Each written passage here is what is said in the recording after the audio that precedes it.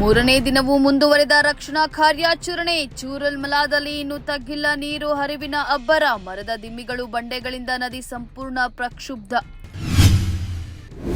ಮೂಡ ವಿಚಾರದಲ್ಲಿ ನನ್ನಿಂದ ಯಾವುದೇ ತಪ್ಪು ಆಗಿಲ್ಲ. ಎಳ್ಳಷ್ಟು ಕೂಡ ನಾನು ಕಾನೂನಾತ್ಮಕವಾಗಿ ತಪ್ಪು ಮಾಡಿಲ್ಲ.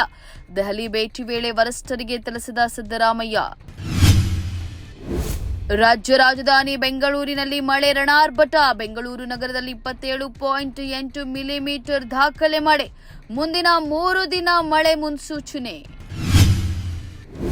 ರಾಜ್ಯ ರಾಜಕೀಯದಲ್ಲಿ ದಿಢೀರಂತ ಮಿಂಚಿನ ಬೆಳವಣಿಗೆ. ಸಿಎಂ ಸಿದ್ದರಾಮಯ್ಯಗೆ ಹೆಚ್ಚಾಯಿತು ಮೂಡ ಟೆನ್ಷನ್.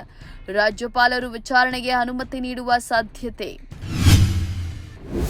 ಕರ್ನಾಟಕದಿಂದ ಕೇರಳಕ್ಕೆ ಸಹಾಯ ಹಸ್ತ. ಮೈಸೂರಿನಿಂದ ಜೀವನಾವಶ್ಯಕ ವಸ್ತುಗಳ ಪೂರೈಕೆ. ಮೈಸೂರಿನಿಂದ ವಸ್ತುಗಳನ್ನು ತಂದ ಸ್ವಯಂ ಸೇವಕರು.